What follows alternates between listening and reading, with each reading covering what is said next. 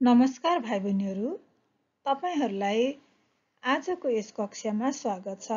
आज हामी कक्षा 9 को नेपाली पाठ्य पुस्तकमा समावेश गरिएको पहिलो पाठ मेघ बिजुली वाहा कवितामा रहेका अभ्यास खण्डहरूको समाधान लिएर उपस्थित भएका छौँ।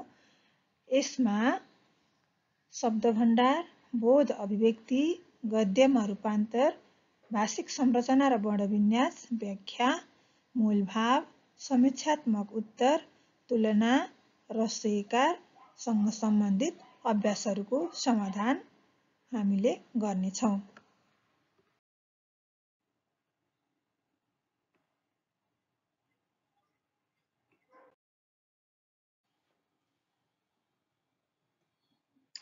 शब्दभण्डार अन्तर्गत प्रश्न नम्बर 1, दिइएको अर्थ आउने शब्द पाठबाट खोजेर लेख्नुहोस्।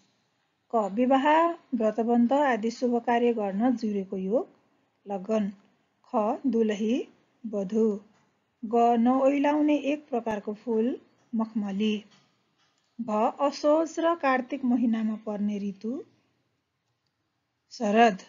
प्रश्न नम्बर 2, दिइएको शब्द र विपरीत अर्थबीच जोड मिलाउनुहोस्। शब्द विपरीत अर्थ: क. रुचि, ख. अरुचि। आय, व्यय। तरल, ठोस। सक्रिय, निष्क्रिय।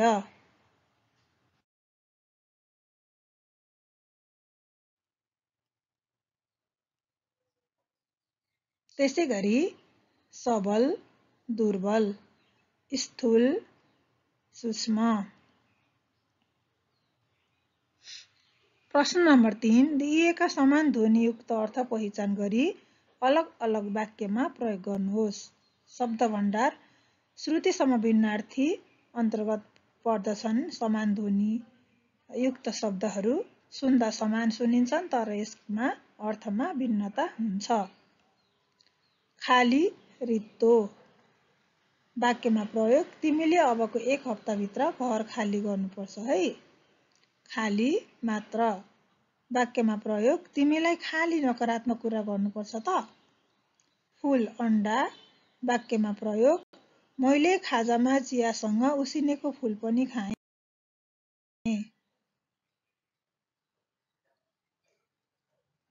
फूल, पुष्प। वाक्यमा प्रयोग: गमलाभरि रङ्गी-बिरङ्गी फूलहरू फुलेका छन्। शव, लास। वाक्यमा प्रयोग: उनीहरूले शव गृहबाट शव निकाल्दै छन्। सब, सम्पूर्ण। वाक्यमा प्रयोग: हामी सब मिलेर देश विकास गर्नुपर्छ। शीत, बिहानी पख घाँसमा हुने ससाना पानीका थोपा। वाक्यमा प्रयोग: बिहानी पख शीतसँगको प्रेमले नै मेरो सुखद दिनको सुरुवात गर्छ। शीतसँग। वाक्यमा प्रयोग: हामी एकअर्कासित हातेमालो गर्दै देश विकासमा जुट्छौँ।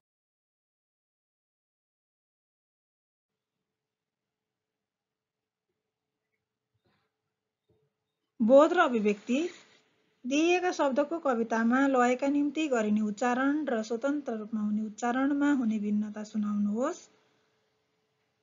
कवितामा लयका निम्ति उच्चारण हुने शब्द: गगन, लगन, झिमझिम, दल, उपर, गजब, मेघ, चमचम, पटल। स्वतन्त्र रूपमा उच्चारण हुने शब्द: गगन, लगन, झिमझिम, दल, उपर, गजब, मेघ, चमचम, पटल। प्रश्न नम्बर 2 मा कविता वाचन गर्ने प्रश्न थियो। त्यही भएर हामीले कविता वाचन अघिल्लो कक्षामा गरिसकेको हुँदा अब हामी अभ्यास खण्डमै प्रवेश गर्छौँ। प्रश्न नम्बर 3, दिइएका प्रश्नको उत्तर भन्नुहोस्। क. मेघ बिजुली विवाह कवितामा कतिवटा श्लोक छन्?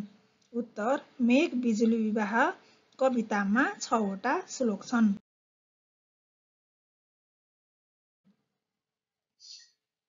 प्रश्न नम्बर ख, कविताका हरेक श्लोकमा कतिवटा पंक्ति छन्? कविताका हरेक श्लोकमा 4 वटा पंक्ति छन्। ग, कविताको कुन श्लोकमा छङछङ बज्ने कल्लीको कुरा छ? उत्तर: कविताको 5औं श्लोकमा छङछङ बज्ने कल्लीको कुरा छ। घ कविताको तेस्रो श्लोकमा प्रकृतिका कुन कुन वस्तुलाई तन्ना र पगरीसँग तुलना गरिएको छ?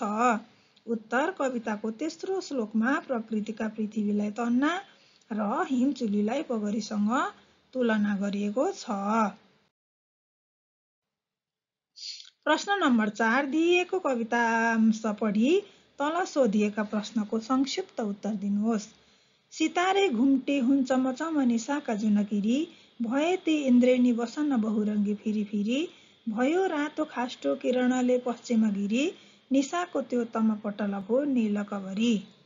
प्रश्नहरू रातमा जुनकिरी भन्नाले विवाहका सन्दर्भमा कुन कुन कुरा बुझिन्छ? उत्तर जुनकिरी किराको एक प्रजाति हो। यो विशेष गरी रातिको समयमा देखिने गर्छ। यसको पुच्छरमा एक किसिमको बत्ती बल्ने गर्छ।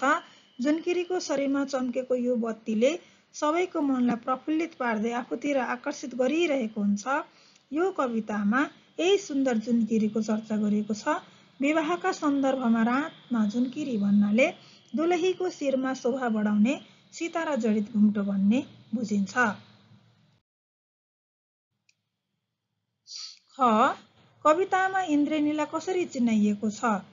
इन्द्रेणी भन्नाले घामपानी भएको बेला घामको विपरीत दिशातर्फ देखिने आसमानी नीलो, हरियो, पहेँलो, रातो, बैजनी र सुन्तला रङ हुने धनुका आकारको अर्धवृत्त इन्द्रधनुष भन्ने बुझिन्छ। प्रकृतिको सुन्दर अंश मानिने यस इन्द्रेणीलाई बेहुलीको वस्त्रसँग तुलना गरिएको छ। जसरी बहुरङ्गी इन्द्रेणीले प्रकृतिको शोभा बढाउनुका साथै मानवलाई आकर्षित पारेका हुन्छन्, त्यसरी नै विवाहमा दुलहीले लगाउने वस्त्रले पनि उनको शोभा बढाउनुको साथै समग्र परिवेशलाई नै शोभायमान तुल्याएको हुन्छ। यही बहुरङ्गी इन्द्रेणीलाई नवदुलहीले लगाउने वस्त्रको रूपमा परिचित गराएर सुन्दर ढङ्गले चर्चा गरिएको छ।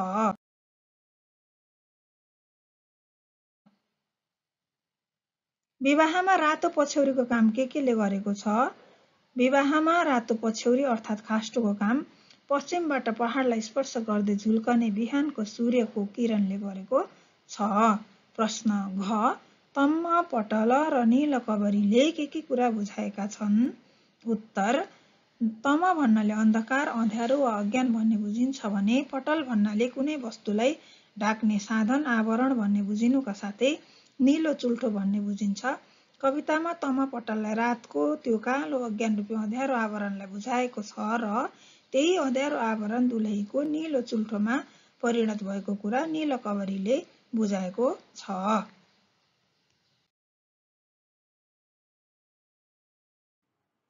तल दिएका प्रश्नको उत्तर लेख्नुहोस्।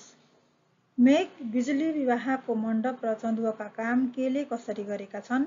उत्तर मेघ बिजुली विवाहको मण्डपको काम वनले र चन्दुवाको काम कदलीका दलले गरेका छन्। कविताको 5औं श्लोकमा के कुरा व्यक्त गरिएको छ? भरतराज पन्तद्वारा रचित यो कविता प्रकृतिपर कविता हो। यहाँ असारको महिनामा हुने प्राकृतिक सुन्दर गतिविधिलाई चित्रण गरिएको छ। यस समयमा अर्थात् वर्षा हुँदा सम्पूर्ण रुखहरूमा छङछङ गर्दै ध्वनित भएको सुमधुर आवाज बेहुलीको खुट्टामा लगाइने कल्लीको मधुर आवाज बनेको कुरा कवितामा व्यक्त भएको छ। त्यसै गरी केही शरम मान्दै पलभरमै बादलमा लुक्न खोजेकी नववधू झलल झल्केकी छन् भन्ने कुरा यस 5औं श्लोकमा व्यक्त गरिएको छ।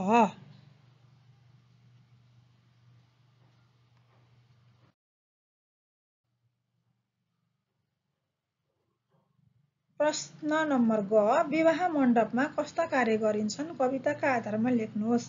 स्त्री र पुरुषका बीचमा पति पत्नीको सम्बन्ध कायम गराउने धार्मिक तथा सामाजिक कार्यलाई विवाह भनिन्छ भने मण्डप भन्नाले सप्ताह, व्रतबन्ध, विवाह, यज्ञ आदि शुभ कार्य गर्नका लागि चारैतिर बेरेर बनाइएको स्थान भन्ने बुझिन्छ।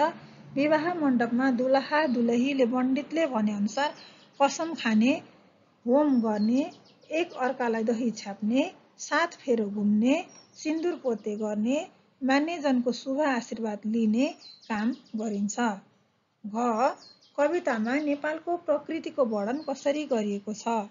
नेपाल प्रकृतिको सुन्दर सिर्जना हो। हिमाल, पहाड र तराईले सुसज्जित नेपालमा अथाह प्राकृतिक सुन्दरता लुकेको छ। हिमालमा चाँदी झैं टलक्क टल्केका हिमश्रृङ्खला, पहाडका हरिया फाँट र तराईका पहेँला सुनसरी झुलेका धानका बालाले नेपालको गरिमा बढाएका छन्।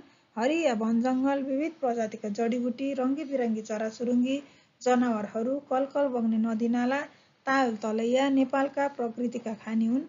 यसैको वर्णन कवितामा गरिएको छ। भाइ-बहिनीहरू, प्रश्न नम्बर 6 मा दिइएको अनुच्छेद पढ्नुहोस् र सोधिएका प्रश्नको उत्तर दिनुहोस् भनिएको छ।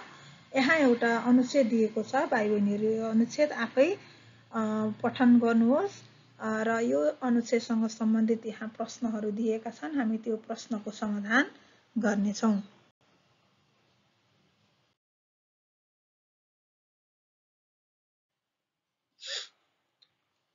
क उत्तर दिनुहोस्।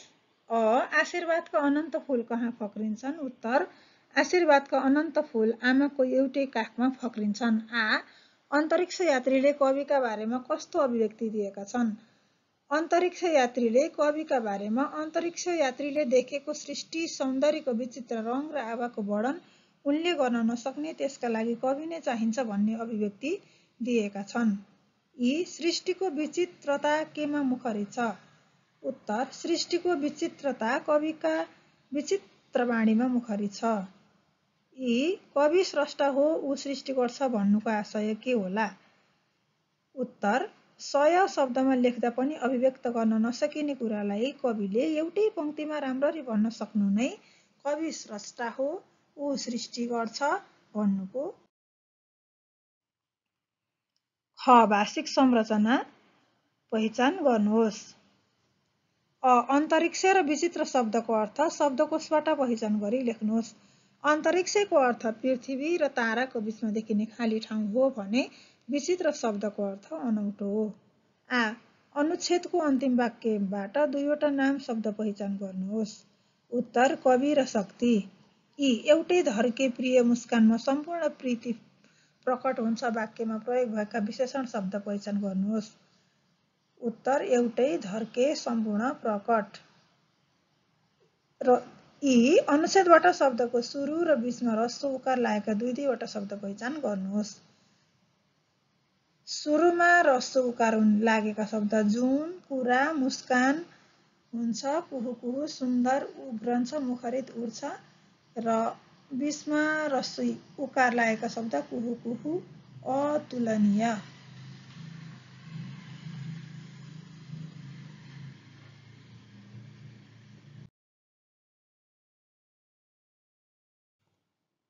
प्रश्न नम्बर 7 कविताको पहिलो र दोस्रो श्लोकलाई गद्यमा रूपान्तर गर्नुहोस् भनेको छ। यहाँ कविताको श्लोक छ र यसैलाई यहाँ गद्यमा रूपान्तर गरिएको छ।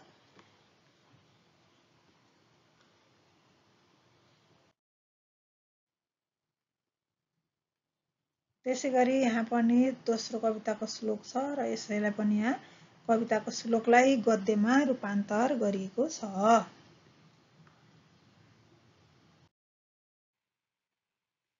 पाठ व्याख्या गर्नुहोस्। यहाँ कविताको श्लोक दिएको छ, यस श्लोकलाई हामी व्याख्या गर्नेछौँ। उत्तर, भयन ... चुली। भरतराज पन्तद्वारा रचना गरिएको मेघ बिजुली विवाह कविता शिखरिणी छन्दमा रचना गरिएको उत्कृष्ट प्रकृति प्रधान कविता हो।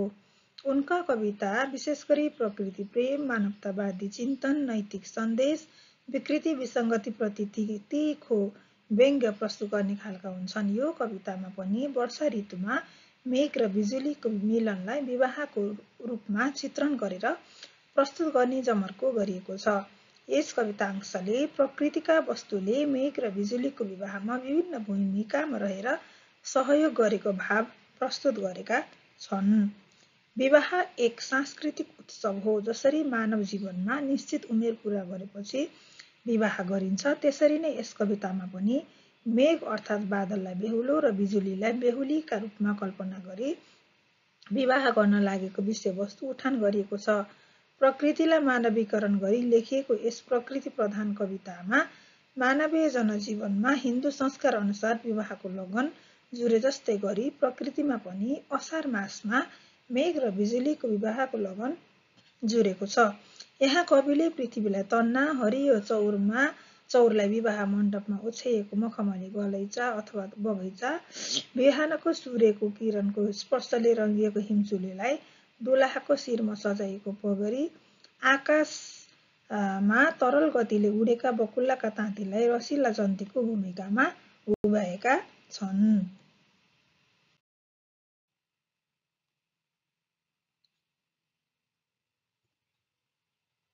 असार महिनामा मेघ र बिजुलीको बीचमा हुन लागेको उक्त विवाह सिङ्गो प्रकृति नै एकजुट भएर अपनत्व देखाएको छ।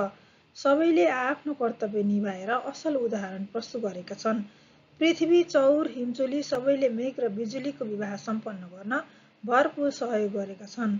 अतः शिखरडी छन्दमा रचित माथिको कवितांशले वैदिक विधिद्वारा मेघ र बिजुलीको विवाह सम्पन्न गराउनका लागि प्रकृतिका विभिन्न वस्तुलाई फरक फरक भूमिकामा प्रस्तुत गरेको छ। विवाह उत्सवको सांस्कृतिक र पारम्परिक महत्त्वको जीवन्त चित्र उतारिएको छ। कविका मनमा निहित प्रकृति र संस्कृतिप्रतिको अगाध प्रेमलाई प्रस्तुत गरिएको छ। 9. मेघ बिजुली विवाह कवितामा व्यक्त भाव बताउनुहोस्। भरतराज पन्तद्वारा रचना गरिएको मेघ बिजुली विवाह कविता शिखरडी छन्दमा रचना गरिएको उत्कृष्ट प्रकृतिवर्धन कविता हो। उनका कवितामा विशेष गरी प्रकृति प्रेम, मानवतावादी चिन्तन, नैतिक सन्देश, विकृति विसङ्गतिप्रतिको व्यङ्ग्य प्रस्तुत गर्ने खालका हुन्छन्। यो कवितामा पनि वर्षा ऋतुमा मेघ र बिजुलीको मिलनलाई विवाहको रूपमा चित्रण गरेर प्रस्तुत गर्ने जमर्को गरिएको छ।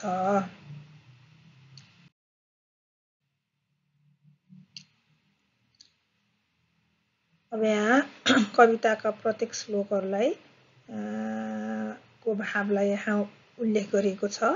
भाइ बहिनीहरू,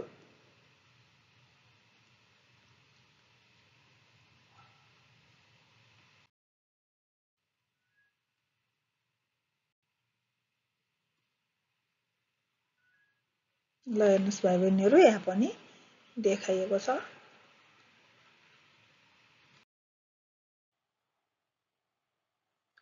प्रश्न 10. मेघ बिजुली विवाह कवितामा मेघ र बिजुलीलाई दुलहा दुलहीका रूपमा चित्रण गरे जस्तै अन्य कुन कुन विषयवस्तुलाई केसँग तुलना गरिएको छ भनेको छ। यहाँ दुलहा दुलहीलाई जसरी चित्रण गरिएको छ त्यसरी नै यहाँ हरेक प्रकृतिका वस्तुहरूलाई विभिन्न विवाहमा प्रयोग हुने वस्तुसँग तुलना गरिएको छ। यहाँ उत्तरको रूपमा यसरी प्रस्तुत गरिएको छ। भाइ बहिनीहरू, यो उत्तरलाई हेरेर तपाईँहरूले अभ्यास गर्न सक्नुहुन्छ है त।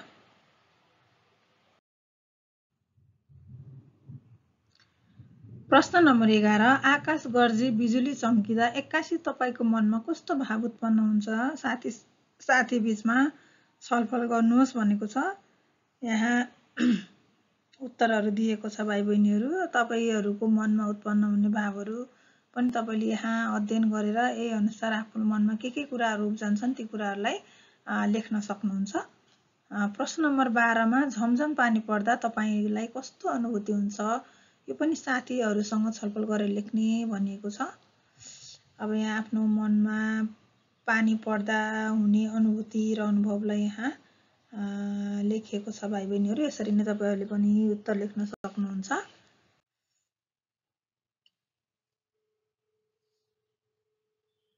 प्रश्न नम्बर 3 मा नेपाली वर्णमालामा राखिएका वर्णको क्रम र नेपाली शब्दकोशमा राखिएका वर्णको क्रम पढ्नुहोस् अनि दिइएका प्रश्नको उत्तर दिनुहोस् भनेको छ।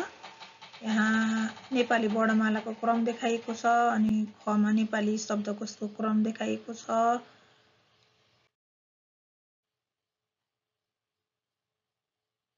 यहाँ प्रश्नहरू शब्दकोशमा छ, त्र र ज्ञ कुन वर्णपछि आउँछन् भनेको छ। उत्तरमा शब्दकोशमा छ क वर्णपछि, त्र त वर्णपछि र ज्ञ ज वर्णपछि आउँछन्। क र कंस, काम, कृषि, क्यारे, क्षय शब्दलाई शब्दकोशको क्रम अनुसार लेख्नुहोस् भनेको छ। यहाँ शब्दकोशको क्रम अनुसार लेखेको छ। यहाँ आफ्नो कक्षाका 5 जना साथीहरूको नाम लेखेर तिनलाई शब्दकोशको क्रम अनुसार लेख्ने भनिएको छ। यहाँ पृथ्वी, ताती, घुम्टी, श्रुति, ऋतु, किरण शब्दको अर्थ शब्दकोशबाट खोजी कापीमा लेखेर साथीहरूबीच छलफल गरेर लेख्नुहोस् भनेको छ।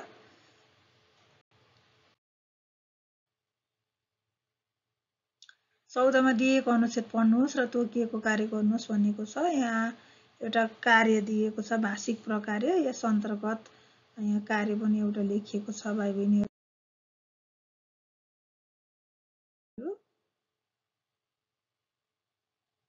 शिक्षकले कक्षामा गीत प्रतियोगिता राख्नु भएको छ। उक्त कार्यक्रममा शिक्षकले मलाई कार्यक्रम सञ्चालन गर्ने जिम्मा दिनुभएको छ भनेर यहाँ एउटा कार्यक्रम सञ्चालन गर्दा के कुराहरू अपनाउनु पर्छ भन्ने कुरालाई अभिनय सहित भूमिका सहित यहाँ उल्लेख गरिएको छ भाइ बहिनीहरू।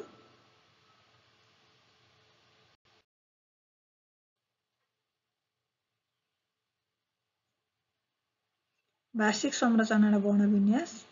नाम, सर्वनाम र विशेषण शब्द पहिचान गर्ने भनिएको छ। नाममा विजय, विनय, साथी, सम्बोधन, घर, बझाङ, बुबा, विषय, जो हो, दुःख। सर्वनाम उनीहरू, आफू, तिमी, उहाँ। विशेषण एउटै नेपाली आधुनिक व्यवसायमुखी।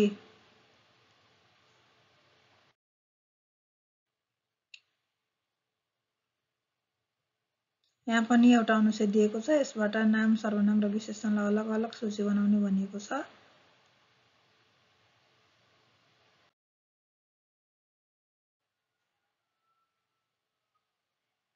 नाम, जिल्ला, मुस्ताङ, स्याउ, आलु, जौ, फलफुल, अन्नबाली, मानिस, भेडा, च्याङ्ग्रा, चौरी, पशुपालन, विकर्ता, कठिनाइ, नुन, तेल, ग्यास, मट्टीतेल, आवत, चैत, वैशाख, हुरी, बतास, प्रकट, भाव, दाजुभाइ, नातापाता, भेदभाव, कुरा, यातायात, दुःख, बानी। सर्वनाम त, ऊ, उनीहरू। विशेषण हिमाली, भौगोलिक, बाह्रै, चिसो, ठुलो, आत्मीय, छिमेकी, आफ्ना।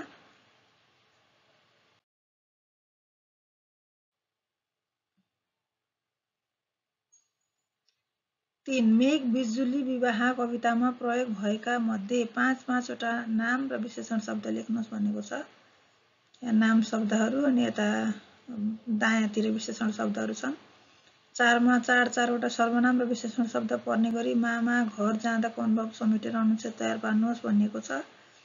यहाँ मामा घर जाँदाको अनुभवहरू लेखिएको छ भाइ बहिनीहरू। तपाईँहरू पनि यसरी नै आफ्नो अनुभवहरू लेख्न सक्नुहुन्छ।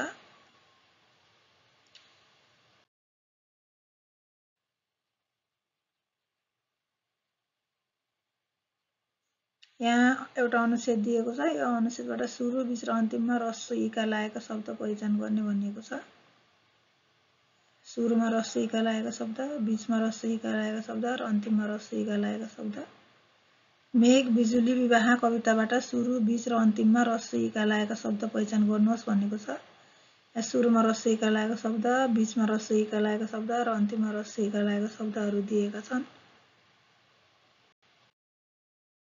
ल त भाइ बहिनीहरू नमस्कार।